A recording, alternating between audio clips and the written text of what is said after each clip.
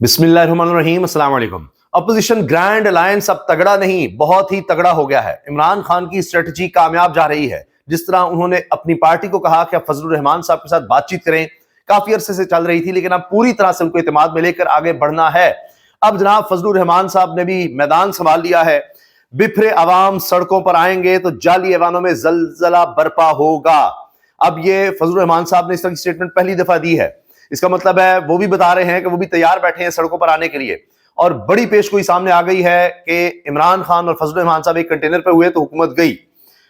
फजलुर रहमान साहब ने कह भी दिया है और कहा मदारिस को खत्म करने की साजिश हो रही है। ट्रंप दुनिया का सबसे बड़ा पागल है। फलस्तीन फलस्तीनियों का था और रहेगा। खिताब में उन्होंने ये बात कही है।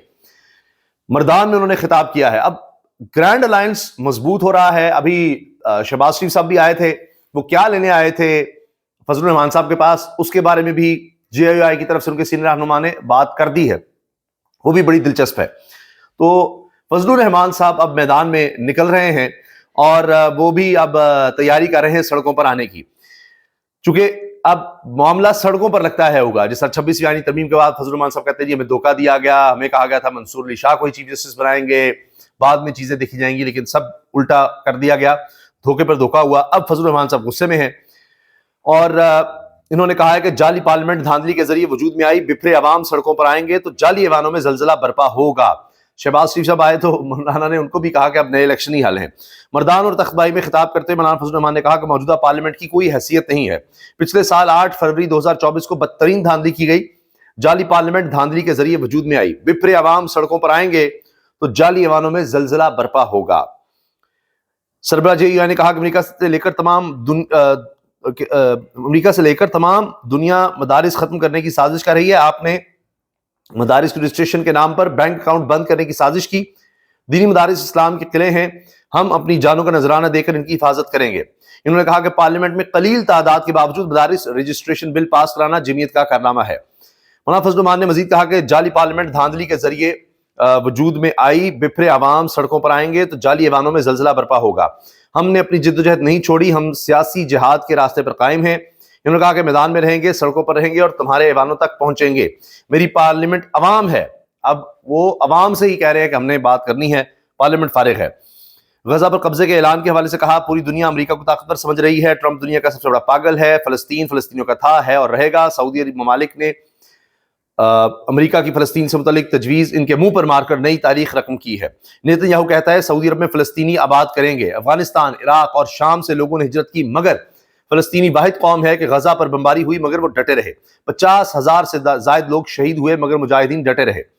यहूदी बस्तियां नाजायज, हम फलस्तीन के शाना बशाना खड़े हैं। इन्होंने कहा कि कादियानियत यहूदियों की पैदावार है। जब तक मेरी ताकत जिंदा है किसी का बाप भी कादियानियत नहीं ला सकता।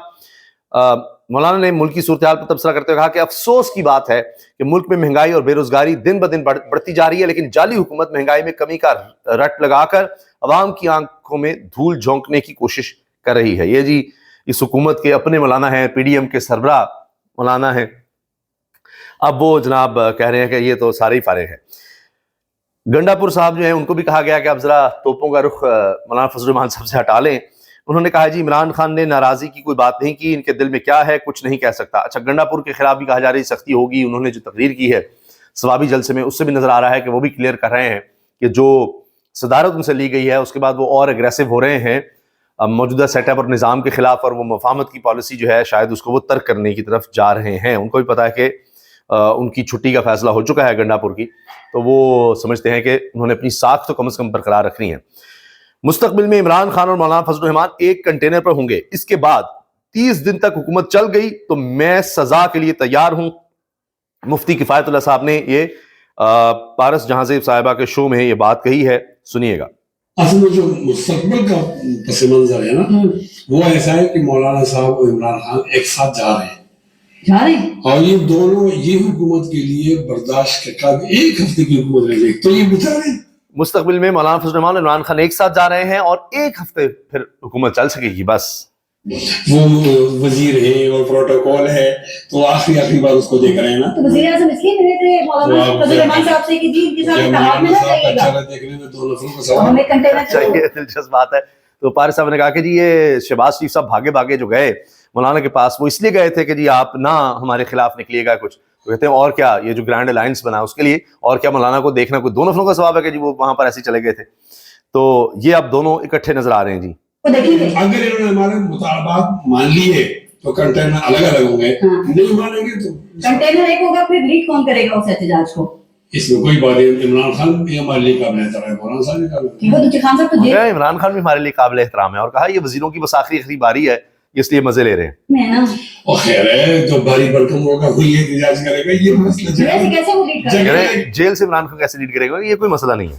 نہیں ہے, یہ جگہ کا مسئلہ نہیں ہے. آپ کو لگتا ہے کہ فیوچر قریب میں خان صاحب کی عدالت جیل میں مولانا فضل الرحمان صاحب کی دونوں کی ملاقات ہو سکتی ہے, کیونکہ پی ٹی آئی اس کے لیے سر تو کوششیں کر رہی ہے. دیکھیں جب آپ قریب ہوں گے تو یہ اس کی موڈیلٹیز ہے, کس طرح قریب ہوں گے, کس طرح چلیں گے.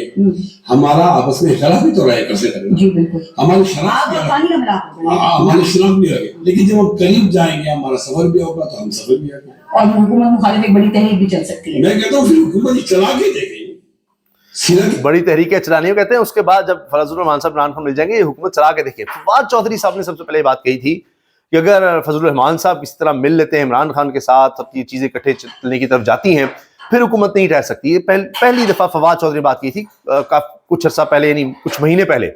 تو اب دیکھیں وہ چیزیں ہوتی ہوئی نظر آ رہی ہیں. پہلے میں بات سے کہہ رہا ہوں, اردو میں کہہ رہا ہوں, آپ کے سامنے کہہ رہا ہوں کہ یہ حکومت نہیں چلے گی, پھر یہ نہیں ٹھہر سکے گی. تو یہ چلا کے دیکھیں ایک مہینے حکومت جس تاریخ کو وہ بھی اکیلے نہیں ہیں. میں کہتا ہوں مجھے بہت ساری باتیں تو کہہ رہے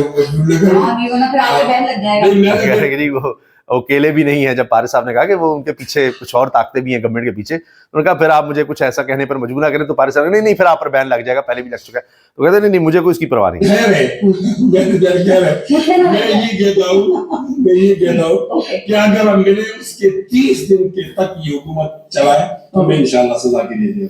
جب ہم مل گئے تو پھر یہ 30 دن تک بھی حکومت چلائیں تو میں سزا کا حقدار ہوں, میں سزا کے لیے تیار ہوں.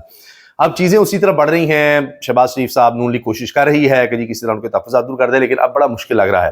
تو کسی نہ کسی لیول پر یہ مستقبل میں اکٹھے ہوتے نظر آ رہے ہیں, کیونکہ حکومت رک نہیں سکے گی, کیونکہ ان کا سروائیول بھی اسی میں ہے کہ وہ ایسی حرکتیں ہی کریں, جبر تشدد اور اسی کو, کیونکہ لوگ تو رک نہیں رہے اور لوگ سمجھتے ہیں کہ یہ مینڈیٹ چوری ہوا ہے تو وہ تو بار بار آتے ہیں. تو حکومت کے پاس اور کوئی راستہ نہیں ہے, وہ اسی طرح کے اقدامات کر, اسی طرح کی قانون سازی کر کر کے ہی وقت گزار سکتی ہے.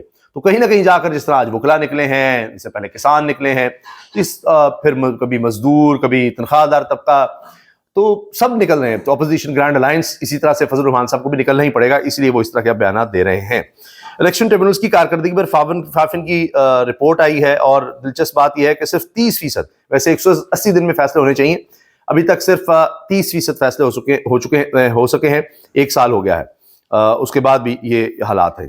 چین کی سرمایہ کار کمپنی خیبر پختونخوا میں سٹیل مل لگانے کی خواہش مند, صوبائی حکومت سے رابطہ بھی کر لیا. دیکھیں چین جو ہے وہ کہہ رہے ہیں جی خیبر پختونخوا میں جا کے سٹیل مل لگا لیتے ہیں. وفاقی حکومت سے رابطہ نہیں کر رہے, وہ خیبر پختونخوا کی تحریک انصاف کی گورنمنٹ سے رابطہ کر رہے ہیں.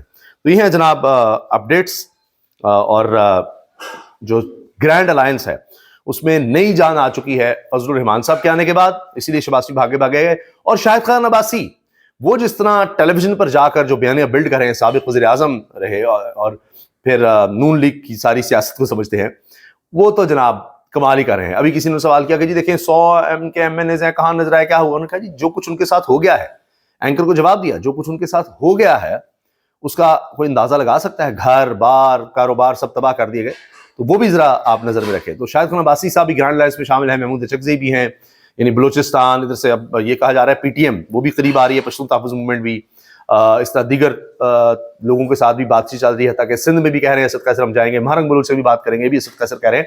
تو وہ سب لوگوں کو ساتھ ملا کر ایک واقعی گرینڈ الائنس اپوزیشن کا بڑا تگڑا آنے والے دنوں میں آپ کو نظر آئے گا سڑکوں پر. اللہ حافظ.